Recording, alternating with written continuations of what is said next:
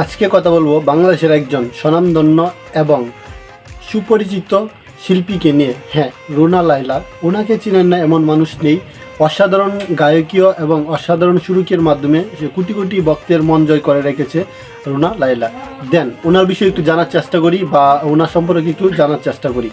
দেন রুনা লায়লা, ওনার জন্ম হয় 17ই নভেম্বর 1952 সালে।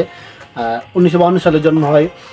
একজন খ্যাতিমানা বাংলাদেশি কণ্ঠশিল্পী। তিনি বাংলাদেশের চলচ্চিত্র, পপ ও আধুনিক সঙ্গীতের জন্য বিখ্যাত ছিলেন।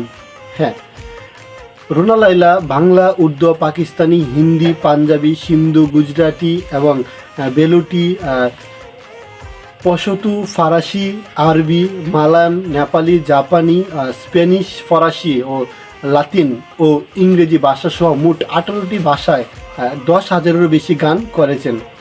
বাংলাদেশ স্বাধীনতা দিবস পুরস্কার, জাতীয় চলচ্চিত্র পুরস্কার, নিজে পুরস্কারগুলো পেয়েছে, যেগুলাতে পেয়েছে সেগুলা সালসহ একটু তুলে ধরার চেষ্টা করবো আপনাদের সামনে। বিজয় শ্রেষ্ঠ নারী কণ্ঠশিল্পী দেই রেইন 1976 সালে। আর বিজয় শ্রেষ্ঠ নারী কণ্ঠশিল্পী মানে জাদুরবাসী 1972 সালে। বিজয় শ্রেষ্ঠ নারী কণ্ঠশিল্পী এগ্রি গ্র্যান্ট 1989 সালে। বিজয় শিল্পী নারী কণ্ঠশিল্পী অন্তরে অন্তরে, মানে এগুলো হচ্ছে গানের নাম, অন্তরে অন্তরে 1994 সালে। এবং বিজয় শ্রেষ্ঠ নারী মানে কণ্ঠশিল্পী দেবদাস 2013।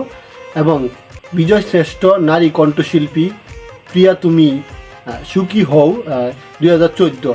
বিজয় শ্রেষ্ঠ সুরকার একটি সিনেমার গল্প 1917 সালে। Television reporters association of Bangladesh top পুরস্কার আজীবন সম্মাননা তিনি পেয়ে রয়েছেন বা ওনাকে দেওয়া হয়েছে। জয়া আলোকিত নারী সম্মাননা 2016, এটাও তিনি অর্জন করেছেন।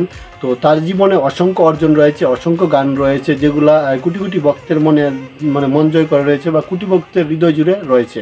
হ্যাঁ, তো রুনা লায়লা 90 দশক বা 70 দশকের সবচেয়ে বেশি জনপ্রিয় এবং ব্যয়বহুল অনেক আলোচিত শিল্পী ছিলেন এবং সবাই ওনার গান শুনতো বা ওনাকে সবাই অ্যাপ্রিসিয়েট করতো বা চোজ করতো সবাই। দেন ওনার গানগুলো বলতে গেলে সত্যি অসাধারণ। এখন বর্তমান যুগে এসে ওনার গানগুলো আসলে অনেক শুনলে মনমুগ্ধকর হয়ে যায়।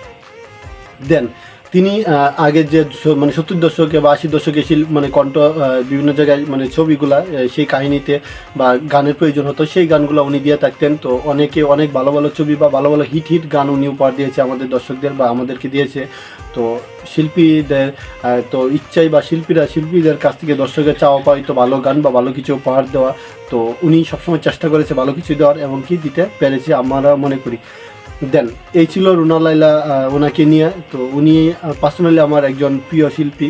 তো আশা করি আপনাদেরও ভালো লাগবে ভিডিওটা। এরকম নতুন নতুন ভিডিও বা আপডেট দেখার জন্য অবশ্যই ফেসবুকে দেখে থাকলে ফলো করতে হবে, আর ইউটিউবে দেখে থাকলে সাবস্ক্রাইব করতে হবে। দেখা হচ্ছে নতুন একটা ভিডিও নিয়ে। পর্যন্ত সুস্থ থাকবেন, ভালো থাকবেন, ধন্যবাদ।